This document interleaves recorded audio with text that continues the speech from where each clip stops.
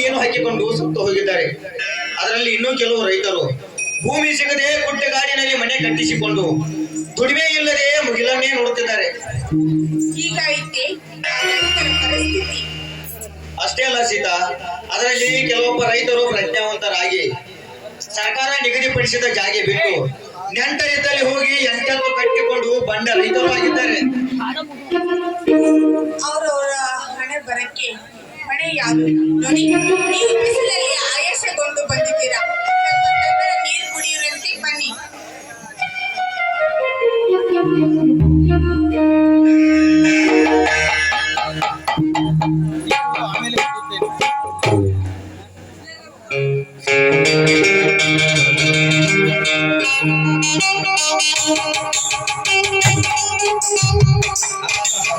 ಇವೆಂತ ನೀರು ಸೀತಾ, ಇವೆಂತ ನಮಗೆ ಹೃದಯ ತಂಪಾಗಿ ಕಣ್ಣುಗಳೆಲ್ಲ ಕೆಂಪಾಗಿ ಈ ಮನೆಯ ತಂಪಿನಲ್ಲಿ ತಂಗಾಳಿ ಬೀಸಿ ನಿನ್ನ ಹಾಡಿನ ಇಂಪು ಕೇಳುವಂತಾಯ್ತಲ್ಲಿ. ಬಾ ಸೀತಾ ಬಾ, ಮೆಲ್ಲನೆ ಹೆಜ್ಜೆ ಹಾಕುತ್ತಾ ಬಂದು ಈ ನಲ್ಲನ ಎದೆಯುಬ್ಬಿಸಿ ಹಾಡೊಂದು ಪ್ರೇಮ ಗೀತೆಯನ್ನು. ಈಗ ನನಗೆ ಹಾಡಿನ ಚಿಂತೆ ಇಲ್ಲ ರಾಜ. ಯಾಕೆ ಇರಲ್ವಾ? ಅಂತರಂಗ ಪ್ರೇಮ ಗಂಗಾ ಭಾವ ಸಂತಾನ ಸಂಪೂರ್ಣೈಗ ಚಂದನ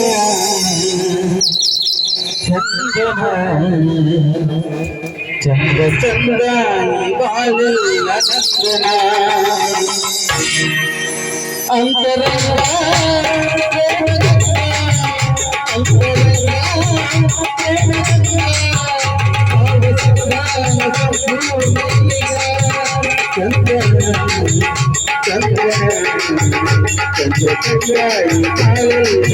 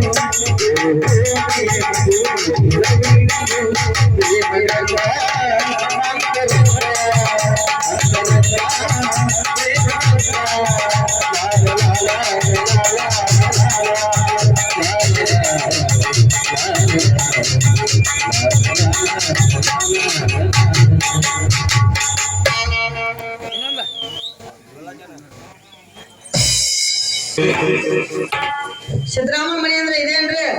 ಹೌದು ಸಾಹೇಬ್ರಿ, ನಾನೇ ಸಿದ್ದರಾಮ. ತಾವು ಯಾರು? ನಾನು ಜಿಲ್ಲಾ ರೈತ ಸರ್ಕಾರಿ ಬ್ಯಾಂಕ್ ಮ್ಯಾನೇಜರ್ ಮುರಳಿ ಅಂತ. ತಾವು ಬಂದ ಕೆಲಸ?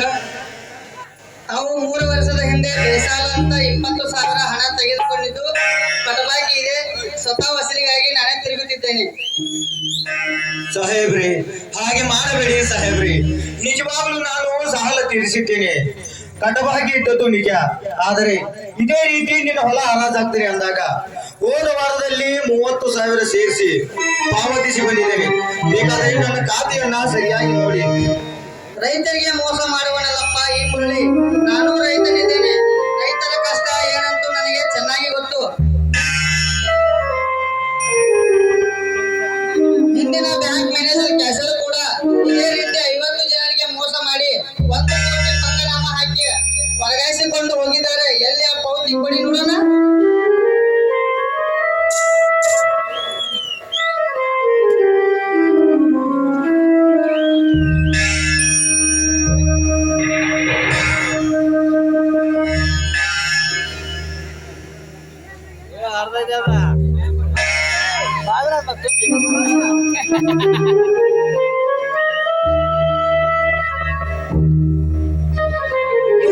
ಇವು ನಮ್ಮ ನಿಜವಾದ ಒರಿಜಿನಲ್ ಪಾವತಿ ಅಲ್ಲ, ಡೂಪ್ಲಿಕೇಟ್ ಪಾವತಿ ಪಡೆದ. ಅದಕ್ಕೆ ಸಾಲ ತೀರಿಲ್ಲ. ಸಾಹೇಬ್ರಿ, ಈ ಮಾತು ನಿಜವೇ? ನಾನೇಕೆ ಸುಳ್ಳು ಹೇಳಲ್ಲಪ್ಪ. ಇದೇ ರೀತಿ ಎಷ್ಟೋ ಜನರಿಗೆ ಮೋಸ ಮಾಡಿದನಂತ ಸ್ವತಃ ನಾನೇ ತಿರುಗುತ್ತಿದ್ದೇನೆ. ಸೀತಾ ಸೀತಾ, ಈ ಬರಗಾಲದ ಭೀಕರತೆಗೆ ಸಿಕ್ಕು ಈ 10 ಮಾರಿ ಜೀವ ಕಳೆದು ಸಾಲ ತುಂಬಿದ್ದರು ಮತ್ತೆ ತುಂಬುವಂತಾಯಿತೆ. ಸೀತಾ, ಸಮಾಧಾನ ಮಾಡಿಕೊಳ್ಳಿ. ಕೈಗೆ ಬಂದ ತುತ್ತು ತನಗೆ ಬಿದ್ದ ಮೇಲೆ ಅದು ಅಮೃತವಾಗುತ್ತೇನು? ನಮಗೆ ಬಂದ ಕಷ್ಟವನ್ನು ನಾವೇ ಅನುಭವಿಸ್ಬೇಕು. ಈ ರೀತಿ ಕಣ್ಣೀರು ಹಾಕಿದ್ರೆ ಬಗೆಹರಿಯುತ್ತೇನ್ರಿ? ನೋಡಿ, ನನ್ನ ಮೈದನ ಬಂದ ತಕ್ಷಣ ಏನು ಅಂತ ವಿಚಾರ ಮಾಡುತ್ತಾನೆ. ಸ್ವಲ್ಪ ನೀವು ಸಮಾಧಾನದಿಂದಿರಿ. ಇಲ್ಲ ಸೀತಾ, ಇಲ್ಲ.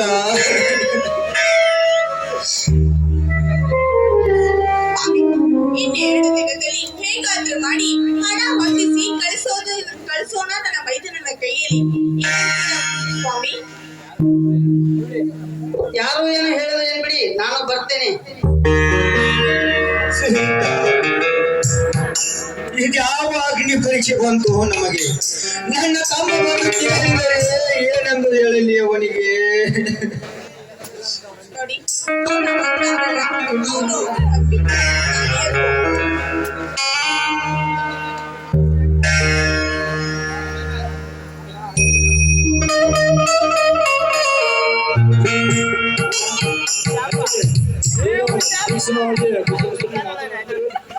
ಏನಿಲ್ಲ ತಮ್ಮ, ಅದು ಅದು ಅದೇನು ಹೇಳೋಣ. ಯಾಕೋ ನಿನ್ನ ಕಣ್ಣಲ್ಲಿ ನೀರು? ಯಾವ ಭೀಕರದ ಬಿರುಗಾಳಿ ನಿನ್ನ ತಲೆ ಮೇಲೆ ಬಂದು ಅಪ್ಪಳಿಸಿದೆ? ಇಲ್ವಾ ಮೇರ ಪರ್ವತ ಬಂಡಿ ನಿನ್ನ ತಲೆಯ ಮೇಲೆ ಬಂದು ಅಪ್ಪಳಿಸಿ ನಿನ್ನ ಎದೆಗೆ ಬೆಳೆಯುತ್ತೆ. ಯಾವ ಆಘಾತ ಆಗಿದೆ ಏನಿಲ್ಲ ತಮ್ಮ, ಸಹಕಾರಿ ಬ್ಯಾಂಕ್ ಸಾಲ ತೀರಿಸಿದರು ಮತ್ತೆ ತುಂಬುವಂತಾಗಿದೆ. ನನಗೊಂದು ತಿಳಿಯದಾಗಿದೆ. ಅವನ ದೊಡ್ಡ ಸುಳ್ಳು ಮಗ ನಿನ್ನ ಸಾಲ ಕೇಳಲು ಬಂದಿರುವ ಆ ವ್ಯಕ್ತಿ ಎಲ್ಲಾಗಿಲ್ಲ. ಅವನು ಎಡೆಬಡಿದ ನಿನ್ನ ಪಾದಕ್ಕೆ ಹಾಕ್ತೇನೆ. ತುಂಬಿಸಿಕೊಂಡ ವ್ಯಕ್ತಿ ಡೂಪ್ಲಿಕೇಟ್ ಪಾವತಿ ಕೊಟ್ಟು 50 ಜನರಿಗೆ ಮೋಸ ಮಾಡಿ ಲಕ್ಷಾನುಲಕ್ಷ ಹಣಗಳು ಮಾಡಿ ವರ್ಗಾಯಿಸಿಕೊಂಡು ಹೋಗಿದ್ದಾನಂತೆ. ಅದಕ್ಕೆ ಸಾಲ ತೀರಿಲ್ಲಂತೆ. ನೀನು ಸಮಾನ ತಂದ್ಕೋ ಅಣ್ಣ, ನಾನಿದ್ದೀನಿ. ಅವನು ಯಾವುದೇ ಆಗಿರಲಿ, ಯಾವುದೇ ಪಾತ್ರವನ್ನು ನಡೆಸಿದರು ಅವನು ಎಡೆಬಡಿದು ಕಟ್ಟಿ ನಿನ್ನ ಪಾದಕ್ಕೆ ಹಾಕದಿದ್ದರೆ ನನ್ನ ಹೆಸರೇ ಈ ಕೆಲಸ ಅಲ್ಲ. ಚಿಕ್ಕಪ್ಪ ಓ ಕುಮಾರ, ಈಗ ಬಂದಿನಪ್ಪ. ಇಷ್ಟು ಬೇಗ ನಿನ್ನ ಸಾಲಿ ಬಿಟ್ಟಿದ್ದೇನಪ್ಪ. ನಮ್ಮೂರಿನ ಶ್ರೀ ಕರ್ಷಿತೇಶ್ವರ ಜಾತ್ರೆ ನಿಮಿತ್ತವಾಗಿ ಸ್ಥಳೀಯ ರಜೆ ಕೊಟ್ಟಿದ್ದಾರೆ ಚಿಕ್ಕಪ್ಪ. ಅಂತ ಚಾಣಮರಿಯಪ್ಪ ನೀನು. ಒಂದೆರಡು ಕೂಡಿದ್ರೆ 3 ಚಿಕ್ಕಪ್ಪ. 3, 4 ಅನ್ನ ಹಾಕು. ಬನ್ನಿ ಎಲ್ಲರೂ ಸೇರಿ ಹೋಗೋಣ ಊಟ ಮಾಡೋರಂತೆ. ಎಲ್ಲರೂ ಕೂಡಿ ಒಂದು ಆರಾಮಾಗಿ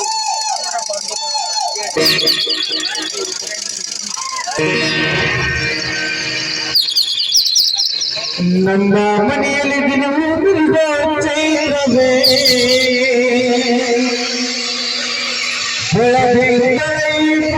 ಕರಗಲು ಸಾಧ್ಯವೇ.